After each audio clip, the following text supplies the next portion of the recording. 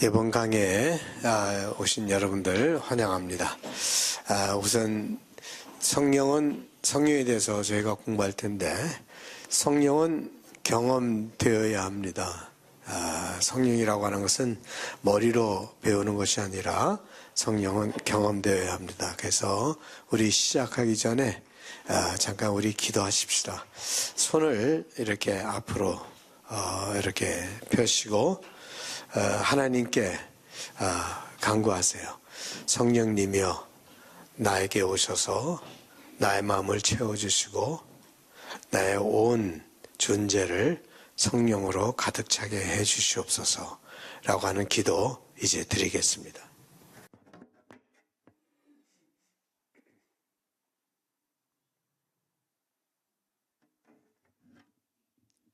예수 그리스도 이름으로 기도합니다. 아멘. 이 성령은 경험되어야만 깨달을 수가 있는 거예요. 그래서 여러분들이 성령을 구하면 하나님께서 주시지 않겠느냐라고 말씀하셨어요. 그러니까 여러분들이 성령을 늘 구하면은 하나님께서 성령님께서 여러분들에게 찾아오실 것이다 라고 하는 것을 늘 생각하시고 매일매일 성령을 간구하세요. 매일매일 아침마다 또 시시때때마다 필요하시면 손을 제가 얘기한 것 손을 이렇게 벌리고 하나님께 성령님 나에게 오소서, 걱정이 될 때 성령님 나에게 오소서, 힘이 들 때 성령님 나에게 오소서, 자신이 없을 때 성령님 나에게 오소서, 병이 들어서 아플 때 성령님 나에게 오셔서 나를 치유하소서. 계속해서 여러분들은 성령과 교제함으로써 성령과 친밀한 관계를 갖게 되고, 성령과 친밀한 관계를 갖게 되면서 성령에 대해서 조금씩 더 깊이 알아가게 된다. 그래서 성령이라고 하는 것은 머리로 우리가 깨달을 수가 없는 것이고, 성령이라고 하는 것은 여러분들의 삶 속에서 정말로 구하고, 그럴 때 하나님께서, 성령님께서 여러분들을 깨우쳐 주시고 변화시켜 주시고 새로운 눈을 열어주시고 여러분이 살아가는 인생길을 인도하시고 이런 것들을 성령님께서 해 주실 것이다 라고 하면서, 이 성령의 여러분들의 기도는 성령 안에서 되어져야 합니다. 늘 성령 안에서 여러분들의 기도가 이루어질 수 있기를 바랍니다. 이번 이제 4주간 저희가 성령에 대해서 배울 텐데요. 성령은 제가 얘기한 것처럼 경험이라고 했습니다. 그런데 성령 연구는 돼야 돼요. 성령 연구는 돼야 돼요. 그래서 제가 여러분들에게 이번에 할 것은 성경에 나오는 성령의 모습은 어떤 모습인가, 그거를 여러분들에게 정리해 드리려고 하는 거예요. 그렇지만 성령을 배우는 것은 그런 정리로 되어지는 게 아니라 매일매일 여러분들이 경험하면서 성령의 정리는 돼야 된다고 합니다. 그렇지만 제가 그 윤곽을 여러분들에게 드릴 것입니다. 오랫동안 성령에 대한 연구는 많이 되지 않았었어요. 거의 되지 않았다라고도 볼 수 있죠.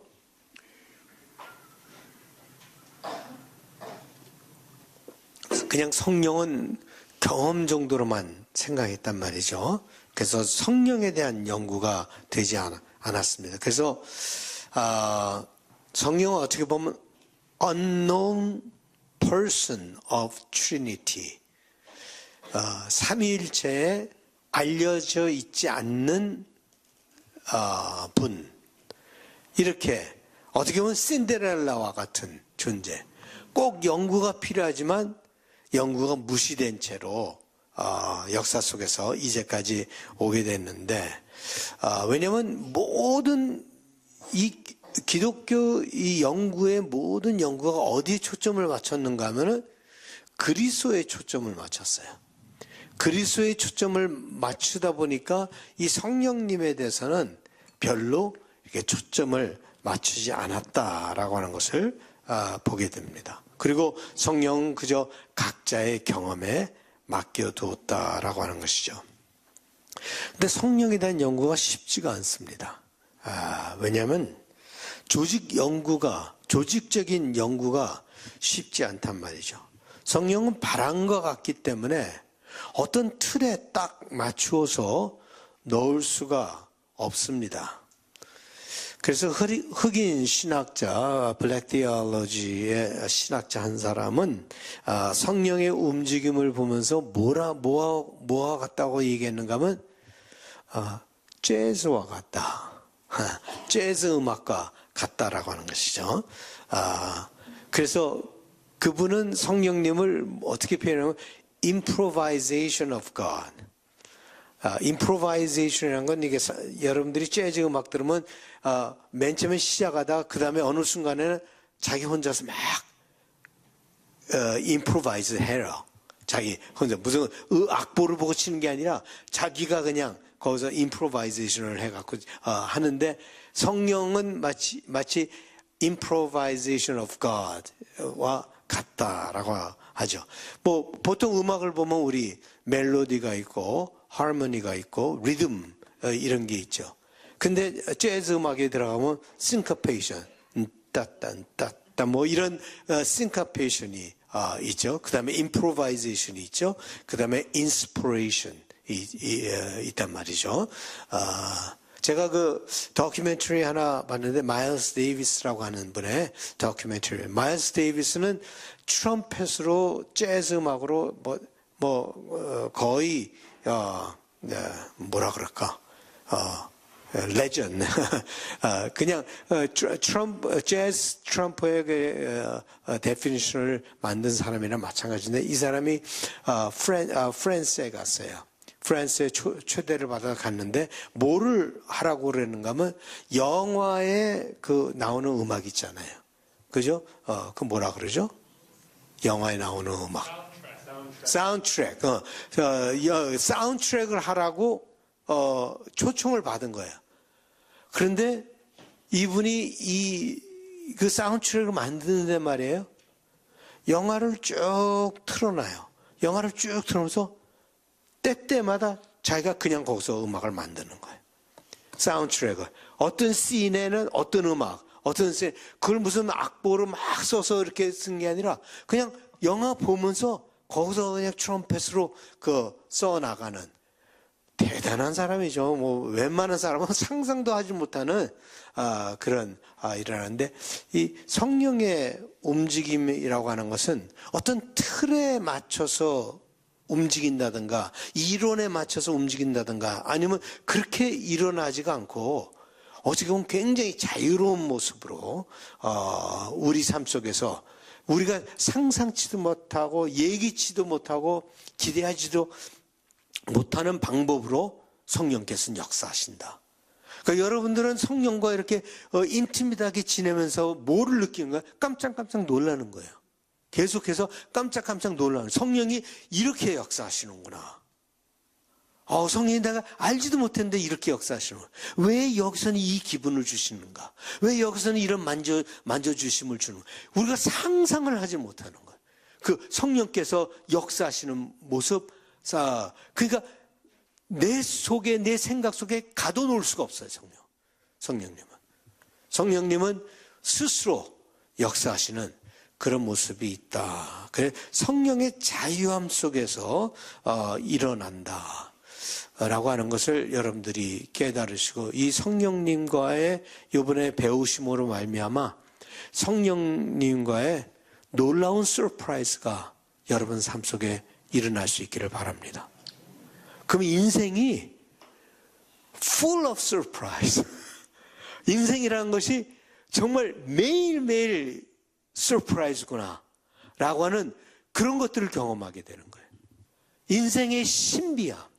매일매일 달라지는 쳇바퀴 돌듯이 돌아가는 인생이 아니라 매일매일 내가 생각지도 못했던 일들이 탁탁 일어나고 벌어지는 그런 모습들을 우리가 보게 됩니다.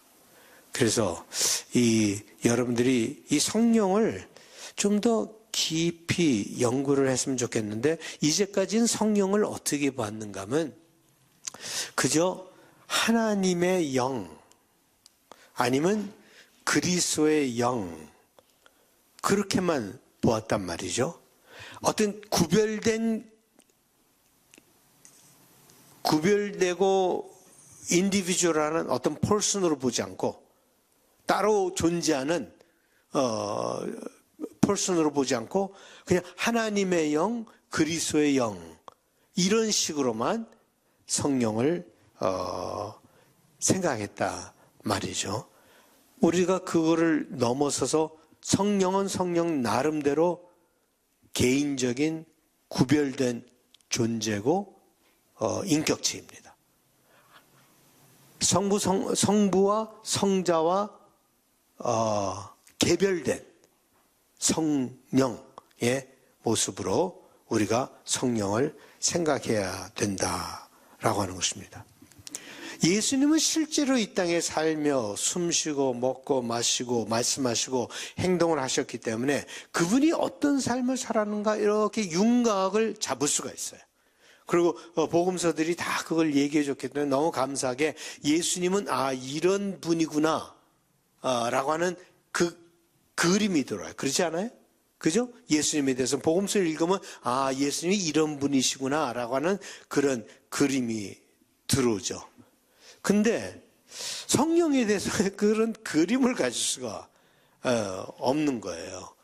그래서 많은 경우에 그냥 성령 하면 그저 방언을 하고 예언을 하고 이런 특별한 경험을 해야만 알 수 있는 것이라고 생각했기 때문에 매일매일 생활에서 성령과의 교제는 소홀히 했다. 물론 방언이나 예언이나 이런 것들이 성령의 은사가 아니라는 말은 아닙니다. 그런 것들도 성령의 은사이기 때문에 일어나죠. 바울 사도는 물론 예언의 은사를 가장 높이 얘기를 했지만 예언의 은사라는 건 바로 설교예요. 말씀을 전하는 그게 예언의 은사예요. 그 예언의 은사를 제일 예언이 미래를 막 프리딕트하고 그런 뜻으로 성경은 예언을 얘기하고 있잖아요. 하나님의 말씀, 그것이 예언되는 그것이 예언의 은사인데 그렇지만 성령의 은사가 예언으로 통해서도 나타나고 방언을 통해서도 나타나고 방언을 통역하는 모습으로 나타나고 가르치는 모습으로도 나타나고 여러 가지 모습으로 나타나지만 그것만은 아니라는 말이죠. 그저 신비한 경험만 생각하고 있기 때문에 성령에 대한 많은 오해가 있다라고 하는 것을 여러분들이 스스로 깨달으시고 성령에 대한 좀 정확한 하나님께서 말씀하시는 그 성경이 얘기하시는 성령에 대한 정확한 그 이해와 깨달음이 먼저 밑바닥에 깔리고 그 다음에 경험이 같이 가야 된다라고 생각합니다.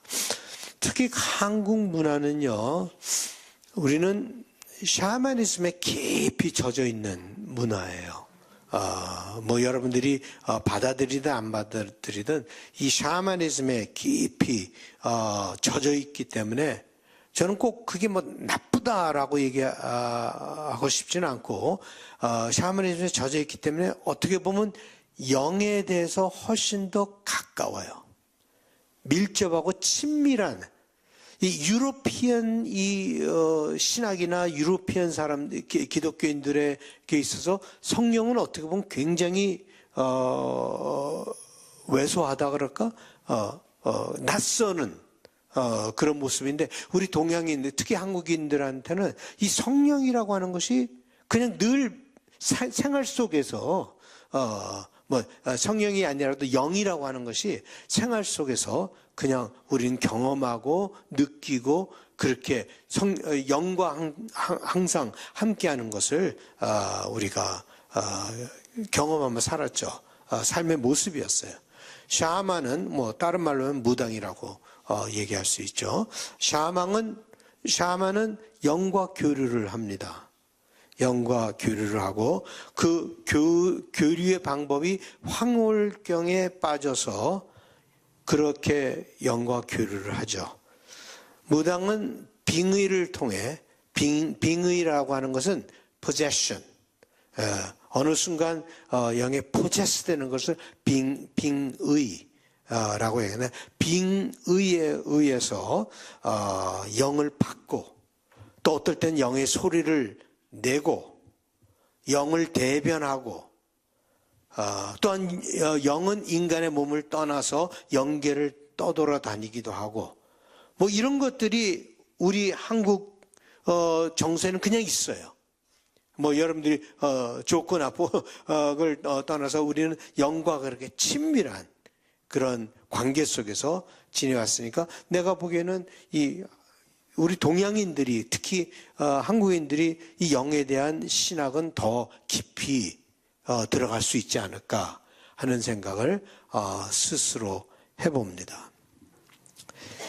한국의 뭐 기복적인 신앙도 바로 이런 샤머니즘의 영향을 받았던 것이죠. 샤먼에서 항상 하는 게 그게 이제 뭐 샤머니즘의 어떻게 보면 어두운 면, 네거티브한 면을 우리가 보게 되죠. 그래서 우리는 여러분들은 뭐 한국 기독교는 이런 게 참 많죠. 뭐 성령 집회, 성령 부흥회, 뭐 이런 것들이 많죠. 서양교회 보면 그런 말이 아예 없어요. 성령 집회, 성령 부흥회 없어요. 근데 우리 한국인들에게는 이 뭐 성령 집회하면 누구나 다 알죠. 아, 성령 집회하는구나, 성령 부흥회 하는구나. 그런 성령 운동 이런 거에 굉장히 친근감을 갖고 있다라고 하는 것을 우리가 보게 됩니다. 그렇지만 우리가 4주 동안에 더 중요한 것은 성경이 뭐라 그러는가. 성경이 예수님에 대해서 뭐라 그러고 성경이 하나님 아버지에 대해서 뭐라 그러고 성경이 성령에 대해서 뭐라고 말하는가 하는 것을 우리가 깨달아야 될 줄로 믿습니다. 성령에 대한 깨달음도요, 하나님의 말씀을 통해서 일어나야 합니다. 그저 경험으로만 깨닫는 것이 아닙니다.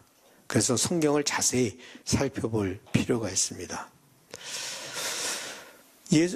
그래서 내가 여러분들에게 성경 구절을 읽어오는 거를 주지를 못해요. 왜냐하면 어떤 한 책에서 우리가 뽑아내서 우리가 창세기 할 때는 창세기를 쭉 가니까 그 성경 구절을 했지만 이번에는 그냥 할 수 없이 여기 와서 들으셔야 돼요. 여기 와서 성경 구절을 처음 읽어야 합니다. 예수님은 이 세상을 떠나시면서요, 우리에게 말씀하셨어요.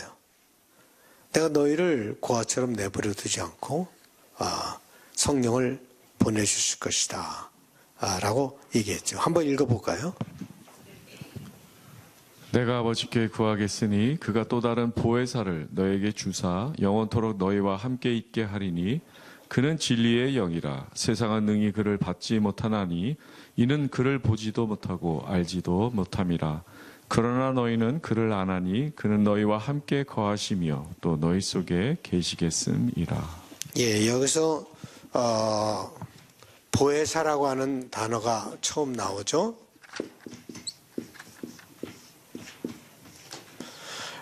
영어로는 이거를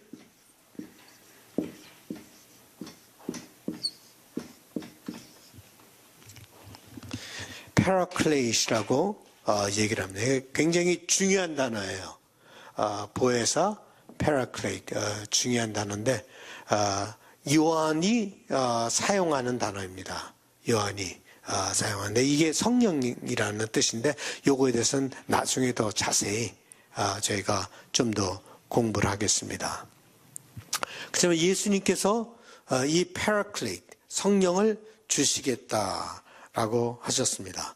뭐 파라클레이트 하면 도움을 주는 자, 뭐 이렇게 봐도 좋고, 그거에 대해서는 좀 더 나중에 그거 하겠습니다.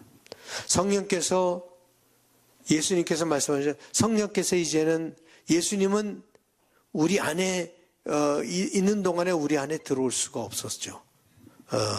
그렇지만 예수님이 우리 안에 들어온 건 성령이 들어옴으로 예수님이 우리 안에 거할 수 있게 됐다. 그래서 바울 사도는 그 개념을 깨달은 거예요. 어떻게 예수가 내 안에 들어올 수 있겠는가? 왜냐하면 말씀하시기를 그리스도가 내 안에, 내가 그리스도 안에.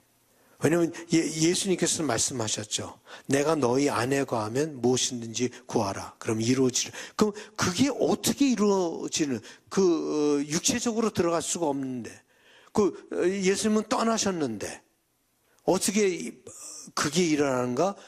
그래서 바울 사도에게 이 성령은 굉장히 중요한 거예요. 그리스도가 내 안에 있는 것은 성령이 내 안에 거하시면서 그리스도가 내 안에 임하게 되는. 그래서 여기서 우리가 중요한 게 성경에서 깨닫는 게 중요한 게 뭔가 하면 예수님이 떠나시면서 이제 성령은 내 안에 들어오실 수가 있구나. 나와 함께 할 수 있고 내 안에 하나님이라는 게 멀리 떨어져 있는 하나님이 내 안에 이렇게 dwell 할 수 있는 그런 하나님. 그러니 여러분 속에 성령이 계십니까? 안 계십니까? 예? 왜 답이 그렇게 시원치가 않아요?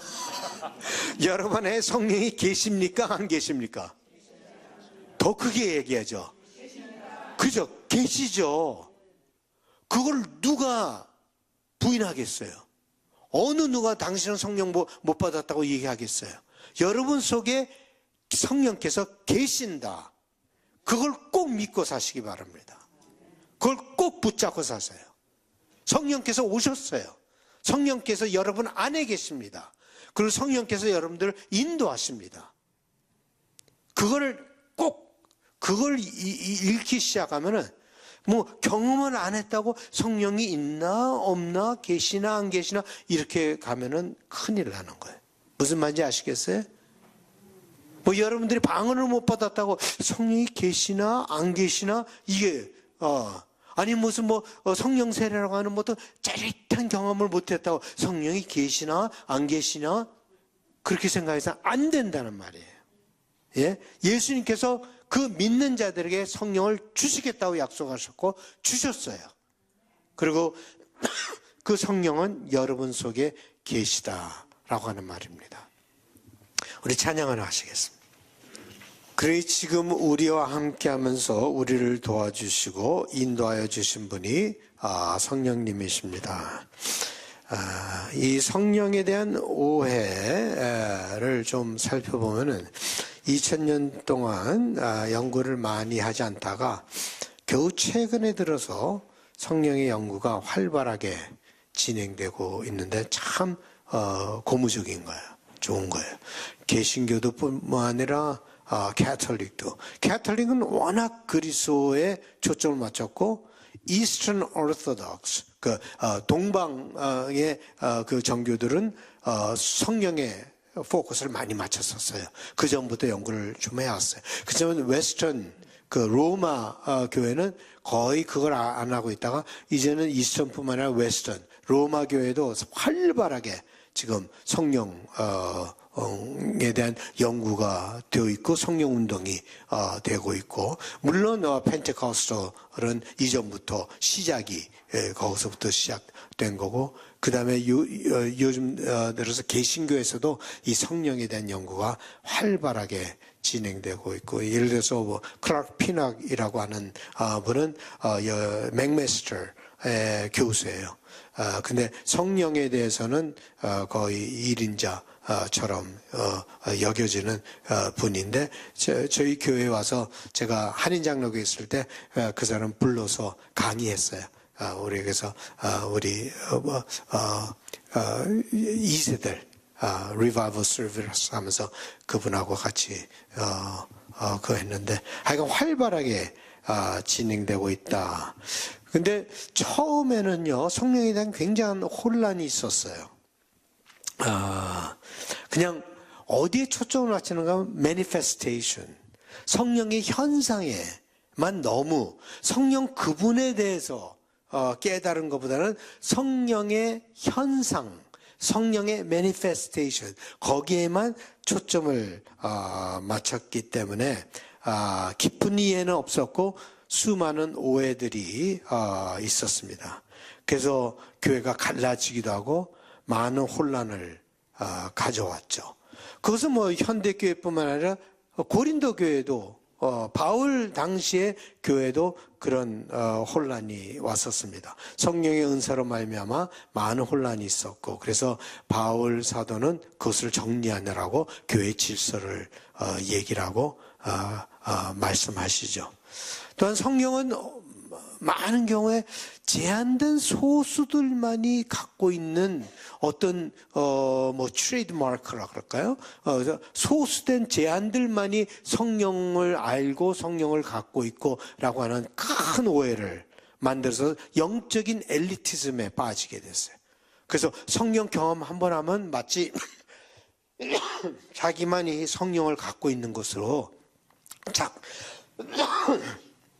착각하면서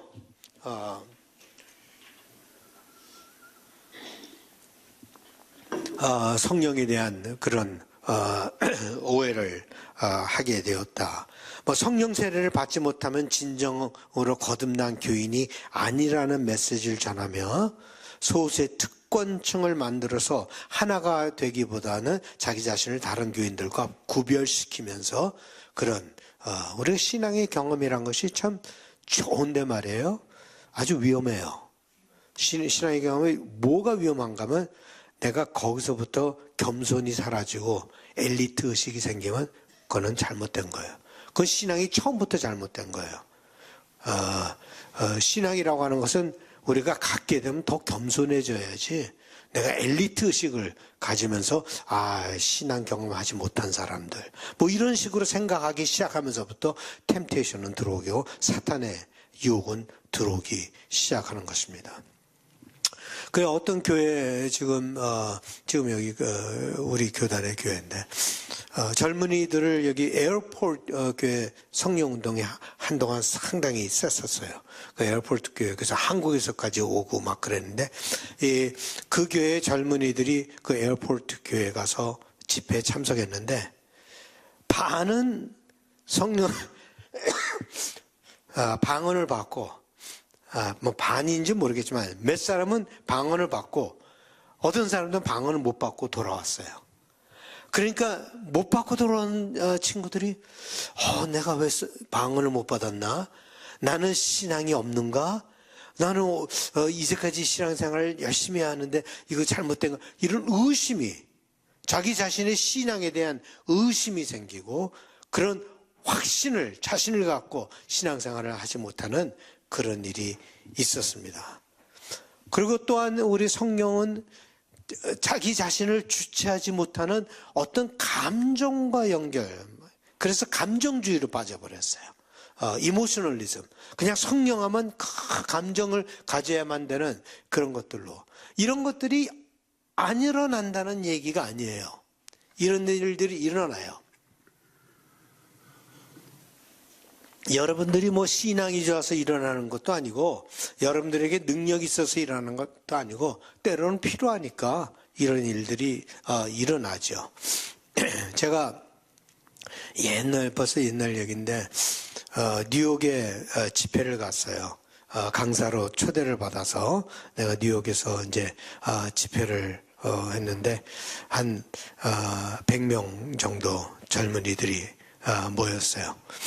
근데 이제 첫날 이렇게 모여서 같이 왜 수양에 왔나 그러면 돌아가면서 쭉 얘기를 하는 거예요. 근데 한 친구가 있다가 자기는 지금 수양에 왔는데 지금 생각 중이다. 내 친구가 총에 맞아서 병원에 입원해 있다라고 하는 거예요. 그러면서 자기가 그 병원에 가야 될지 안 가야 될지를 모르겠다. 그 병원에 가면은, 그러니까 어떤 갱에 포함됐던 애죠. 그 병원에 가면 복수를 해야 된다. 그럼 자기도 가서 총을 쏴야 되고 뭐 이런 나는 캐나다에 있다. 이게 우리가 사는 세상인가? 그때만 해도 뉴욕이 너무너무나 와일드했어요. 애들도 온 애들도 전부 다 너무 와일드하고 별의별 애들이 다 왔으니까요. 그래서 이런 애들하고 내가 어떻게 집회를 하나. 그래서 하루가 지났어요. 하루가 지났는데 내가 그때 준비한 것이 지금 강의 보니까 강의 노트도 없어져 버렸어요. 사라져서 뭘 얘기했는지 잘 모르겠는데 내가 얘기한 거는 요한복음 14장에서 16장에 나오는 성령에 관한 거였어요. 요한복음 14장에서 16장은 성령장이라고 얘기해요. 그래서 14장에서 16장에서 나오는 성령을 가지고 내가 걔네들한테 메시지가 이모셔널한 메시지는 아니고 그냥 보통 하는 메시지로 메시지 전하고 그다음에 기도를 시켰어요. 그래서 기도를 하는데 갑자기 그냥 애들이 쓰러지기 시작하는 거예요. 막 쓰러져서 뒹굴뒹굴 돌기도 하고 저쪽에서 방언 터지고 막 얘네들이 막 이런 일들이 쭉 일어나는 거예요. 그래서 이게 도대체 무슨 일이 일어나나 나도 그걸 깨닫지만 거기서 아마 걔네들이 꼭 필요했던 것 같아요. 그런 경험이. 그래서 거기서 우리가 전부 은혜를 받고 나중에 내가 집에 올 때는 처음으로 그 경험했어요. 애들이 그 수양관에서 도로가 있잖아요. 도로 있는데 100명이 쭉 오른쪽 왼쪽에 서갖고 나 차 타고 나가는데 마치 무슨 버스가 걸어가는 것처럼 이런 식으로 인사를 하고 너무나 큰 은혜를 받았어요. 이런 게 안 일어난다는 말이 아니에요. 나의 능력으로 일어나는 것도 아니고 내가 신앙이 있어서 일어나는 것도 아니고 이런 일이 성령께서는 자유롭게 일어나지만 거기에 초점을 맞춰서는 안 된다는 말이에요. 그게 일어나지 않는다고 성령께서 역사하지 않는다고 생각하는 그 자체가 잘못된 신앙이에요. 예. 그 매니페스테이션만 보고 현상만 보고 성령을 가름질하는 것은 그건 잘못된 이해다라고 하는 것입니다. 성령을 삼위일체의 한 분이신 인격체로 이해하기보다는 어떤 현상, 감정으로 이해하려고 하는 실수를 해왔어요. 그것이 어떻게 보면 샤머니즘에 젖어 있는 우리가 영이 임한다 그러면 막 들어가잖아요. 몰입하잖아요. 그 무당이. 그런 것들로 성령을 이해해서는 안 된다라고 하는 것을 여러분들에게 말씀드리고 싶습니다. 성령은 하나님의 말씀과 깊이 연결되어 있고 예수님과 깊이 연결이 되어 있고 창조자 하나님과 깊이 연결이 되어 있습니다. 그래서 이 연구는 계속 돼야 되는데 이론으로만 이루어질 수 없는 것입니다. 성경에 대한 이론과 경험이 같이 맞물려서 일어나야 이 성령에 대한 연구는 제대로 일어날 수 있습니다. 그래서 어거스틴은 성령은 순수한 이론으로만 이해할 수 없고 touch on experience reality, 경험된 현실을 만져지는 거기서 일어난다라고 어거스틴은 얘기를 했죠. 그러니까 성령과 말씀의 관계를 보면요, 뭐와 같은가 하면 피와 핏줄과의 관계와 마찬가지입니다. 피가 성령이라면은 말씀은 핏줄과 같은 거예요. 그래서 피가 핏줄 밖에 나오면 어떻게 됩니까? 썩죠. 썩어요. 성령이 말씀 밖에 나오면 썩어요. 그래서 성경에서 뭐를 중요시 얘기하는가 하면 영을 다 믿지 말고 분별하라 라고 얘기했죠. 요한일서 4장 1절 한번 읽어보겠습니다. 사랑하는 자들아, 영을 다 믿지 말고 오직 영들이 하나님께 속하였나 분별하라. 많은 거짓 선지자가 세상에 나왔음이라. 예, 그래서 영을 그대로 다 믿지 말고 참 별별 일들이 다 일어났었어요. 제가 기독 학생에서 제가 많이 일을 했거든요. 대학교 다닐 때. 근데 여기 어떤 여자분이 자기 성령 받았다고 막 오더니 우리 그 모임에도 한번 왔어요. 성령 받았는데 자기는 아침에 일어날 때 성령께서 못을 입으라라고 하는 것을 준대요. 그런데 가만히 보니 입은 게 좀 이상해요. 성령이 준 것 같지 않고.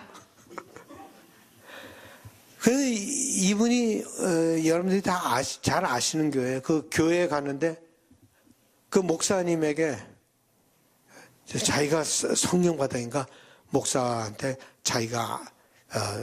자기에게 안수를 받아야 된다고. 교인들이 쫙 거기 있는데 목사 나오라 그래갖고 목사 무릎 꿇게 하고 자기가 안수를 막 주고 이런 일들이 막 일어나요. 교회 질서 다 파괴하고 자기 완전 주관적인 경험, 서브젝티브한 이런 것들로서 많은 혼란을 가져다 주었죠. 그때만 해도 우리가 성령에 대해서 굉장히 갈급하는 마음들이었으니까 그러다 보니까 그런 잘못된 성령에 잘못된 거기에 빠지게도 되는 것을 보기 때문에 영을 분별해야 된다. 이 사람이 하는 것이 하나님 말씀 속에 있는가 없는가 이런 것들을 잘 살펴봐야 합니다. 성령은 어떻게 조직적이고 체계적인 설명을 해주고 있지 않아요. 어떤 성경책도 성령에 대해서 조직적이고 체계적인 얘기를 해주지 않습니다. 왜냐하면 그 성령의 그 속성 때문에 그렇죠. 성령이라는 특별히 예수님과도 다르고 창조자 하나님하고도 달라요. 그렇기 때문에 어떤 조직적이고 체계적인 스터디를 우리가 할 수 없습니다. 각 복음서에 나온 성령의 모습은 있지만 우리가 사복음서를 예수에 대해서 공부한 것처럼 우리가 예수에 대해서 공부했잖아요. 그것처럼 공부를 할 수가 없어요. 사복음서에서. 이제 복음서를 여러분들이 읽어보면은 제일 성령에 대해서 강조한 복음서가 어떤 복음서일까요? 성령 마태, 마가, 누가, 요한 있는데 그 넷 중에 어느 성경책이 성령에 대해서 제일 강조를 했을까요? 요한복음, 그죠? 어떻게 보면 에피토미라고 얘기를 할 수 있는 요한복음. 또 제가 옛날에 다 그 사복음서 그 비교할 때 한 건데, 네? 뭘까요? 게스 해보세요. 뭐라 그러죠? 세 개 중에 골라 잡았어요. 골라. 뭘까요? 그렇죠. 누가복음에. 그게 연결된 게 사도행전이잖아요. 사도행전은 근데 누가복음 속에는 성령이 굉장히 강조되어 있다. 보면 마태복음하고 누가복음 올 때 누가가 굉장히 성령을 강조하고 있구나라는 것을 볼 수 있는데 그 구절을 제가 한번 보여드릴게요. 너희 중에 아버지 된 자로서 누가 아들이 생선을 달라 하는데 생선 대신에 뱀을 주며 알을 달라 하는데 전갈을 주겠느냐? 너희가 악할지라도 좋은 것을 자식에게 줄 줄 알거든 하물며 너희 하늘 아버지께서 구하는 자에게 성령을 주시지 않겠느냐 하시니라. 구하는 자에게 성령을 주시지 않겠느냐라고 했죠. 근데 똑같은 구절 마태복음을 한번 보십시다. 너희 중에 누가 아들이 떡을 달라 하는데 돌을 주며 생선을 달라 하는데 뱀을 줄 사람이 있겠느냐? 너희가 악한 자라도 좋은 것으로 자식에게 줄 줄 알거든 하물며 하늘에 계신 너희 아버지께서 구하는 자에게 좋은 것으로 주시지 않겠느냐. 둘의 차이가 뭐예요? 네? 누가복음에는 성령을 주시지 않겠느냐 그랬는데 마태복음은 뭐라 그래요? 좋은 것을 주시지 않겠느냐라고 하면서 그걸 볼 때 누가에는 굉장히 성령에 대한 강조가 되어 있다라고 하는 것을 보게 됩니다.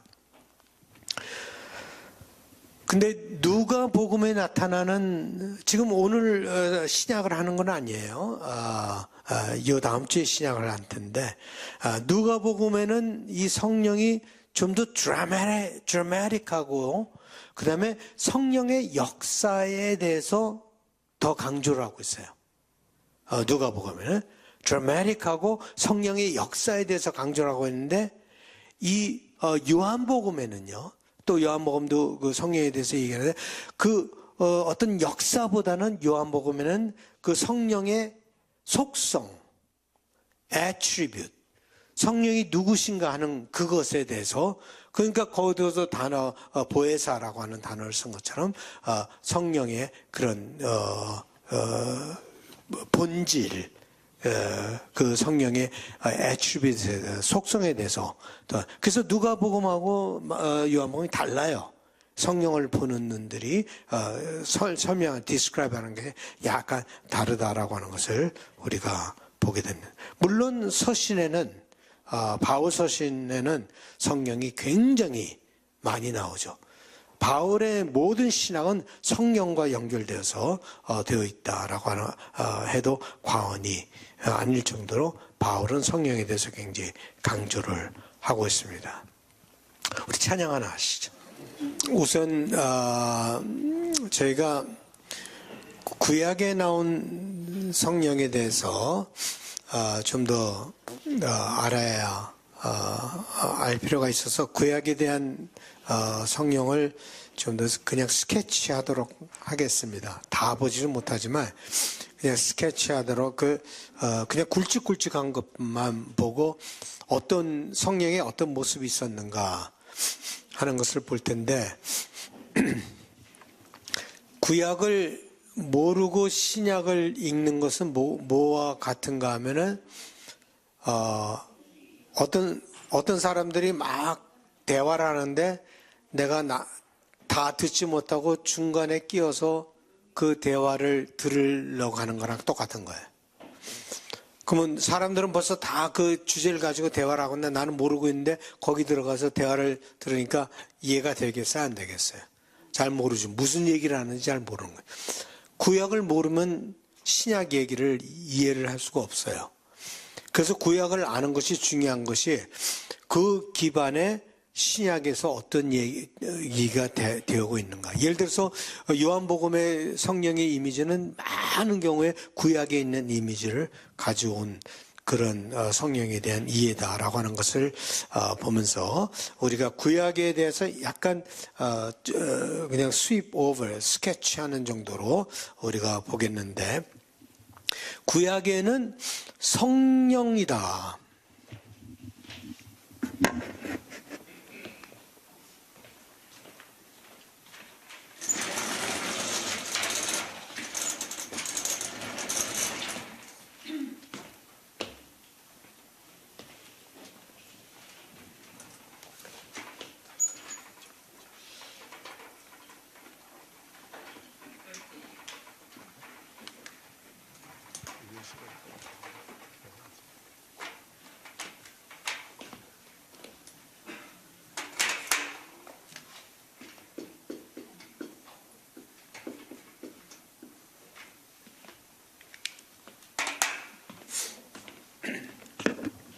성령이다 하고 하는 이 단어가요, 딱 두 번 나옵니다. 구약에는. 성령이란 단어를 쓴 것은 딱 두 번이에요. 그 두 번 나온 거를 한번 저희가 읽어보겠습니다. 하나는 시편 51편에 나오고 또 하나는 이사야 63장에 나옵니다.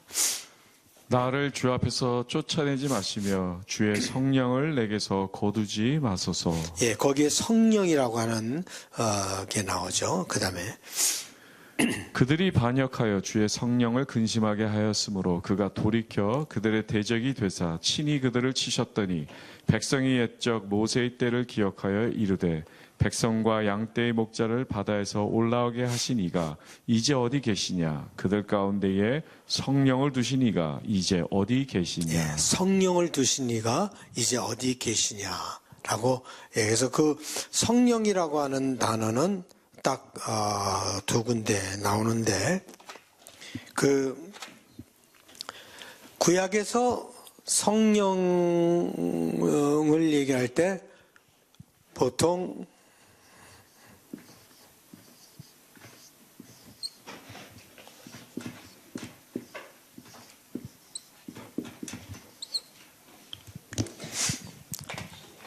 루아 엘로힘이라고 하는 단어를 씁니다. 이 엘롬이라고 하는 것은 하나님이라는 뜻이죠. 루아 이거는 영이라고 하는 뜻이에요. 이 루아라고 하는 단어 속에는요, 영, 바람, 입김, 이 세 가지가 다 루아라고 쓰여져요. 예를 들어서 바람이 세게 부네 할 때도 루아라고 쓰는 거고, 하나님께서 입김을 부으셨다 할 때도 루아라고 얘기를 하고, 그래서 이 루아라고 하는 그냥 보통 의미로도 쓰이지만 많은 경우에는 영이라고 쓰여지는 게 많습니다. 그러면 이거를 보면은 성령은 입김이나 바람이나 비슷한 그런 모습이구나 라고 하는 것을 보게 되죠. 그래서 요한복음에 가보면은 3장에 그 니고데모에게 네가 성령으로 거듭나야 되겠다라고 얘기하시면서 무슨 얘기를 하세요? 바람 얘기를 하죠. 바람이 어디서 임으로 불면 어디서 와서 어디로 가는지 알지 못한다. 만약 우리가 그걸 모르고 요한복음을 읽었다면, 이런 걸 모르고 읽었다면 그게 무슨 뜻인지, 왜 이 바람 얘기를 하셨는지 그냥 아무거나 추수해서 한 거죠. 그게 아니에요. 예수님에게는 구약의 모든 그게 다 있었기 때문에. 그래서 이 성령을 생각할 때 바람과 같다, 입긴 것 같다 라고 하는 것을 우리가, 근데 요거는 나중에 가서 좀 더 우리가 살펴보도록 하는데, 하여간 루아 엘로힘이라고 하는 그것이 성령을 구약에서 얘기를 하고 있는 걸 볼 때 하나님의 영이라고 얘기하니까, 여기서 이렇게 볼 때 하나님의 영이라고 이 표현을 썼는데, 그걸 보면 뭐를 볼 수가 있습니까? 성령이라고 하는 단어는 딱 두 번 썼지만 하나님의 영이라고 하는 거를 수없이 많이 썼는데, 그걸 보면서 여러분들에게 느껴지는 게 뭐예요? 태초부터 계셨다. 예, 또. 예? 영은 하나님께 속한다. 예. 또.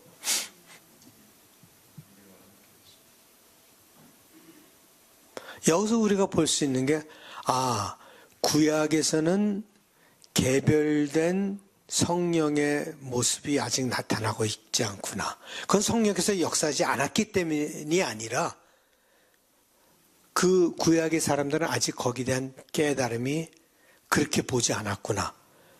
영을 하나님의 영으로만 보고 있었다. 이제 성령, 이게 신약에 와서는 그게 따로 삼위일체의 한 분으로 나오는데, 아직까지는. 그래서 유대인들은 성령을 하나님이라고 믿지 않죠. 그죠? 모슬렘, 우리 이발사가, 제 이발사가 모슬렘이거든요. 그러면 대화, 맨날 걔랑 대화를 하는데, 그 걔를 보면 영을 하나님으로 믿죠. 다 영은 믿어요. 그렇지만 그냥 하나님의 영 정도. 그러니까 하나님의 파워, 요 정도로만 영을 알고 있지, 하나의 구별된 인격체로 아직 디벨롭이 안 되고 있다라고 하는 것을 우리가 보게 됩니다. 처음 시작할 때부터 성령은 거기 계셨습니다. 우리 창세기 공부할 때 본 것처럼 금세 얘기하신 것, 수경 씨가 얘기한 것처럼 여기 나오죠.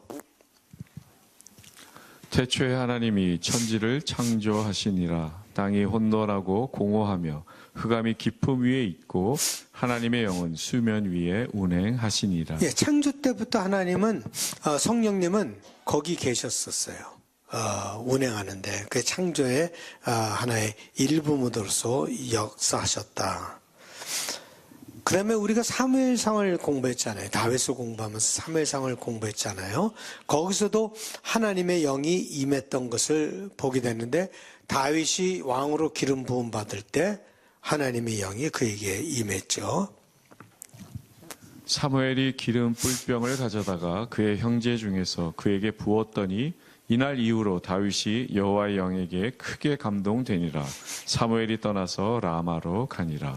예, 기름 뿔병을 와서 어노인트 받았는데 그 다음에 성령으로 어노인트를 받죠. 성령으로 기름 부음을 받죠. 그래서 왕으로서 될 때 그런 모습. 그 다음에 평생을 다윗은 하나님의 영과 함께 하셨다. 함께 하였다라고 하는 것이 그 다음 구절에 나오는데 그 사무엘 하 마지막에 다윗이 얘기하는 거예요. 거의 죽을 때쯤 돼서. 이는 다윗의 마지막 말이라. 이새의 아들 다윗이 말하며 높이 세워진 자 야곱의 하나님께로부터 기름 부음 받은 자 이스라엘의 노래 잘하는 자가 말하노라. 여호와 영이 나를 통하여 말씀하시며 그의 말씀이 내 혀에 있도다. 예, 다윗은 평생 동안 하나님의 영이 그와 함께 있어서 그에게 말을 주고 그에게 말씀을 하셨다라고 하는 것을 보게 됩니다. 그와 같이 왕으로 어노인트 될 때, 그 왕으로 삶을 살 때 그 끝까지 지켜주시는 그런 하나님의 영의 모습을 보게 되죠. 그리고 또 그 다음에 하나님의 영이 많이 나오는 것이 어딘가 하면 사사기예요. 사사기에 하나님의 영이 많이 나오는데 기드온에게 하나님의 영이 임했죠. 여호와 영이 기드온에게 임하시니 기드온이 나팔을 불매 아비에셀이 그의 뒤를 따라 부름을 예, 받습니다. 기드온에게 그 다음에 삼손에게 하나님의 영이 임했습니다. 여호와 영이 삼손에게 강하게 임하니 그가 손에 아무것도 없이 그 사자를 염소 새끼를 찢는 것 같이 찢었으나 그는 자기가 행한 일을 부모에게 알리지 아니하였더라. 예, 입다, 온니엘 이런 사자들에게도 하나님의 영이 임해서 그들이 힘을 얻고 적을 무찌르고 이런 일들이 일어났죠. 여기 이렇게 쭉 볼 때 제가 드린 그걸 볼 때 하나님의 영의 특징이 무엇이었습니까?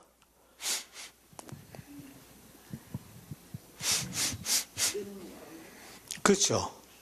하나님의 능력을 굉장히 강조하고 있죠. 하나님의 영이 하시는 건 하나님의 능력이 어떤 개인에게 주어지는 거죠. 그죠? 모두에게 임하는 게 어떤 개인에게 주어져서 사사에게 주어져서 그 리더들이 일을 감당할 수 있게끔 아니면 또 그 하나님의 영이 누구에게 임했어요? 왕에게 임했다. 사사에게 임했고 왕에게 임해서 왕을 어노인트하고 왕에게 그런 임하게 되었다라고 하는 것을 보게 되죠. 그래서 대부분 하나님의 능력으로 성령이 나타나요. 그 구약에서는. 그런데 세 군데 정도에서 성령에 대한 좀 더 깊은 이해가 있었다라고 하는 것을 보게 되는데 처음에는 이사야 선지자의 예언인데 그 이사야 선지자의 예언 속에는요 앞으로 올 메시아가 그 영에 임하는 것을 얘기를 해주고 있습니다. 이새의 줄기에서 한 싹이 나며 그 뿌리에서 한 가지가 나서 결실할 것이요 그의 위에 여호와의 영 곧 지혜와 총명의 영이요 오략과 재능의 영이요 지식과 여호와를 경외하는 영이 강림하시리니 그가 여호와를 경외함으로 즐거움을 삼을 것이며. 그 다음, 그의 눈에 보이는 대로 심판하지 아니하며 그의 귀에 들리는 대로 판단하지 아니하며 공의로 가난한 자를 심판하며 정직으로 세상의 겸손한 자를 판단할 것이며 그의 입의 막대기로 세상을 치며 그의 입술의 기운으로 악인을 죽일 것이며 공의로 그의 허리띠를 삼으며 성실로 그의 몸에 띠를 삼으리라. 예, 하나님의 영이 주로 능력을 주서 사사들에게 힘을 주고 이기게끔 했는데 여기에는 지금 예언의 모습이 나옵니다. 하나님의 영이 임해서 이제 메시아에게 하나님의 영이 임할 것이다 라고 하는 하나님의 영의 역사가, 하나님의 그 성령의 역사가 이제 메시아랑 연결돼서 우리에게 그런 예언을 예시를 이사야는 받았던 것이죠. 그래서 하나님의 영이 그에게 메시아에게 임할 것이다. 그 다음에 이사야 뿐만 아니라 에스겔이 또 하나님의 영에 대해서 좀 다르게 얘기를 해요. 내가 그들에게 한 마음을 주고 그 속에 새 영을 주며 그 몸에서 돌 같은 마음을 제거하고 살처럼 부드러운 마음을 주어. 예, 여기서 얘기하는 그 영은 우리의 돌 같은 마음을 녹여준다는 거예요. 여러분들의 돌 같은 마음을 녹여줄 것이다. 여기서 새 영을 부어주리니 하는데 이 새 영이라고 하는 것은 새로운 영이 나타났다는 게 아니라 여러분들을 새롭게 하는 그 영이 여러분들에게 임해서 여러분들의 강팍한 마음이 사라지게 되는. 그래서 여러분의 마음을 다스리는 것은 하나님의 성령이에요. 그래서 성령을 여러분들이 받아들이시면 여러분의 강팍한 마음이 조금씩 부드러운 살처럼 바뀌게 된다. 그러면서 성령이 여러분들을 정말 소프트한 그런 마음으로 바꿔주신다. 그 다음에 놀라운 것은 벌써 구약에서부터 에스겔에 있어서 부활의 이미지를 그 영과 연결해서 얘기를 합니다. 여호와께서 권능으로 내게 임재하시고 그의 영으로 나를 데리고 가서 골짜기 가운데 두셨는데 거기 뼈가 가득하더라. 나를 그 뼈 사방으로 지나가게 하시기로 본즉 그 골짜기 지면에 뼈가 심이 많고 아주 말랐더라. 그가 내게 이르시되 인자야 이 뼈들이 능히 살 수 있겠느냐 하시기로 내가 대답하되 주 여호와여 주께서 아시나이다. 또 내게 이르시되 너는 이 모든 뼈에게 대언하여 이르기를 너희 마른 뼈들아 여호와의 말씀을 들을지어다. 주 여호와께서 이 뼈들에게 이같이 말씀하시기를 내가 생기를 너에게 들어가게 하리니 너희가 살아나리라. 내가 또 내 영을 너희 속에 두어 너희가 살아나게 하고 내가 또 너희를 너희 고국 땅에 두리니 나 여호와가 이 일을 말하고 이룬 줄을 너희가 알리라. 여호와의 말씀이니라. 예, 여기서 디벨롭 되는 게 뭔가 하면 이 부활의 이미지가 벌써 영이 하시는 그런 이미지로 나타난다. 그래서 그냥 힘을 주고 그 위기를 모면하고 이런 것뿐만 아니라 부활의 어떤 모습을 그 영이 가져올 것이다. 그래서 여기 생기라고 했는데 아까 루아에서 얘기한 것처럼 그게 입김, 그 루아, 그 성령이나 마찬가지 의미다. 이 루아가 말이에요. 신약에 와서는 뭐가 되죠? 루아가 신약에 와서는 뭐가 되죠?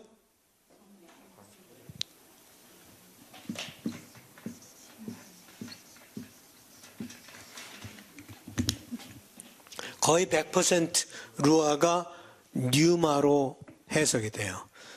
많은 분들은 푸뉴마라고 얘기하죠. 근데 원래 피는 묵음이에요. 그래서 뉴마. 신약에 와서는 뉴마라고 하는 단어가 이게 성령이라고 하는 단어예요. 구약에서는 루아라고 하는 단어를 썼지만 신약에 와서는 뉴마라고 하는 단어를 이것은 그릭이고 이것은 히브리 단어입니다. 똑같은 단어입니다. 성령이 생기를 주고 죽은 자를 살리는 부활의 소망, 부활의 능력을 받습니다. 이것을 바울 사도는 이걸 놓고 또 얘기를 하죠. 로마서에서. 예수를 죽은 자 가운데서 살리신 이의 영이 너희 안에 거하시면 그리스도 예수를 죽은 자 가운데서 살리신 이가 너희 안에 거하시는 그의 영으로 말미암아 너희 죽을 몸도 살리시리라. 예, 죽을 몸. 이 여러분들을 살리시는 것은 영이에요. 성령께서 여러분들을 살리신다. 죽어도 여러분들을 예수를 살리시는 것처럼 그 같은 영이 여러분들을 죽었을 때 살리시는 것이다. 그래서 제가 장례식에서 늘 축도할 때는 그러죠.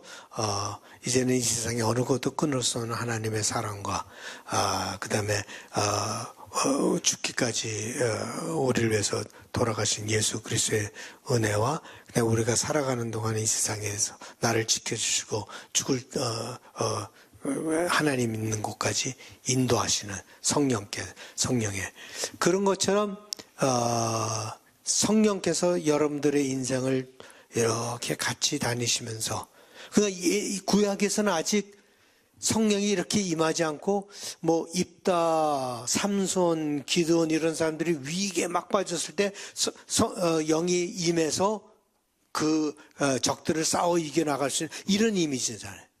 근데 신약에 와서는 아까 처음에 얘기한 것처럼 성령께서 우리 안에 계신단 말이죠. 우리 안. 이제 뭐 특별한 거기에 임하는 게 우리 안에 계시면서 우리를 인도하시고 우리를 지켜주시고 보호하시고 그 다음에 여러분들의 생명이 다할 때 여러분들을 일으켜 주신다.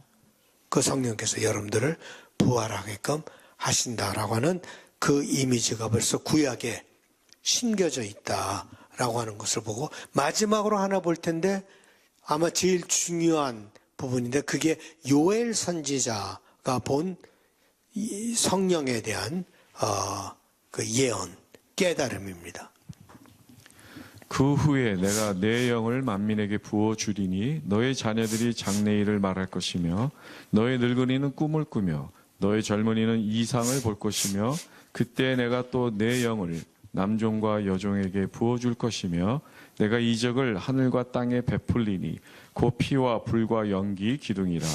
여호와의 크고 두려운 날이 이르기 전에 해가 어두워지고 달이 핏빛같이 변하려니와 누구든지 여호와의 이름을 부르는 자는 구원을 얻으리니 이는 나 여호와의 말대로 시온산과 예루살렘에서 피할 자가 있을 것이며 남은 자 중에 나 여호와의 부름을 받을 자가 있을 것임이니라. 아멘.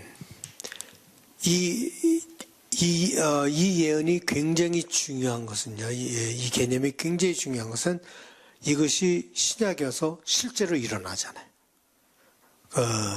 그래서 베드로가 그것을 인용을 하고 있단 말이죠. 뭐 여기 보면은 다른 게 뭐예요? 이제까지 얘기한 그 성령의 역사와 다른 게 뭐예요? 만민에게 부어준다 그랬죠. 그런 개념은 없었어요. 주로 왕, 제사장, 사사 이런 사람들에게 필요할 때 성령이 임해서 역사하게끔 했는데 여기 얘기를 보면 만민에게 부어줬는데 남종, 여종 뭐 모든 이들에게 부어지는 성령이 부어지는 역사가 일어날 것이라는 것을 요엘이 어떻게 봤냐 이거예요. 다른 선지자들은 아직 그걸 보지 못했고 구약에는 그런 것이 아직 임하지 않았는데 요엘은 그때에 어떻게 이런 놀라운 성령에 대한 예언을 할 수가 있었느냐라고 하는 것을 보게 되고 이 오순절날 그것이 일어났을 때 거기에 베드로 사도의 머리를 스치고 지나갔던 것이 뭔가 하면 바로 이 구절이었단 말이죠. 구약에 있어. 자기가 알고 있는 성경은 구약이잖아요. 지금. 그죠? 베드로나 사도들이 알고 있었던 성경은 다 구약이에요. 신약은 아직 안 쓰여졌어요. 그 베드로가 그 성경에서 이걸 딱 잡아서 이게 이거다라고. 지금 사건이 일어나는 일들이 그냥 일어나는 것이 아니라 요엘 선지자가 벌써 예언한 그 일이 지금 일어나고 있다라고 하는 것을 베드로 사도가 탁 아시고 설교를 했는데, 이건 성령이 주지 않으면 깨달을 수 없는 그런 그 인사이트를 베드로 사도가 갖고 사람들에게 이해를 시키죠. 사람들은 전부 다 이거 술 취했나? 라고 생각을 했는데, 우리가 한번 그거 읽어보겠습니다. 베드로가 11 사도와 함께 서서 소리를 높여 이르되 유대인들과 예루살렘에 사는 모든 사람들아, 이 일을 너희로 알게 할 것이니 내 말에 귀를 기울이라. 때가 제3신이 너희 생각과 같이 이 사람들이 취한 것이 아니라 이는 곧 선지자 요엘을 통하여 말씀하신 것이니 일렀으되 하나님이 말씀하시기를 말세에 내가 내 영을 모든 육체에 부어주리니 너희의 자녀들은 예언할 것이요 너희의 젊은이들은 환상을 보고 너희의 늙은이들은 꿈을 꾸리라. 그때 내가 내 영을 내 남종과 여종들에게 부어주리니 그들이 예언할 것이요. 예, 그 후반부의 얘기는 요엘 선지자의 인용이에요. 요엘 선지자가 벌써 얘기한 것을 인용하는 것을 보게 됩니다.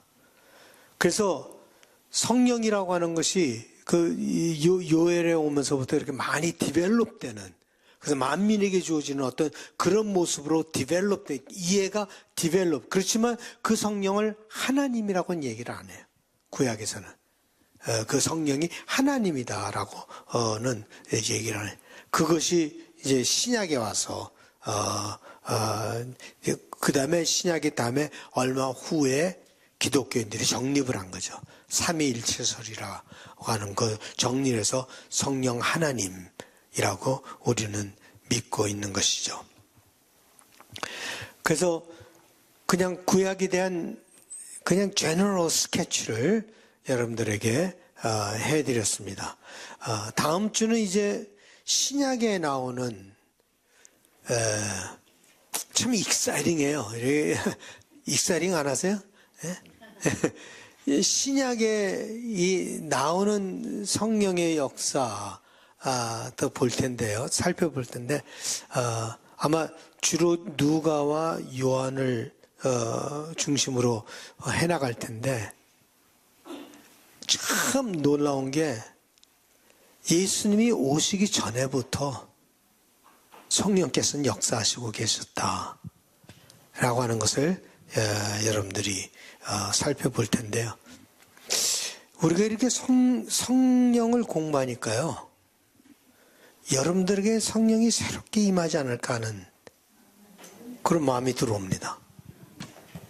이 공부를 하실 때, 이 공부하는 그 간절히 바라는 마음으로 공부하실 때 성령께서 특별히 여러분들의 강하게 임하지 않을까. 그래서 이 다음 4주 동안은요, 좀 성령에 대해서 깊이 묵상을 하실 수 있기를 바랍니다. 그리고 성령과 교제를 하면서, 그래서 경험과 이론이 같이 합해서, 말씀과 경험이 같이 합해서 정말 놀라운 성령의 역사가 여러분 개인 개인의 삶에 일어날 수 있기를 간절히 바랍니다.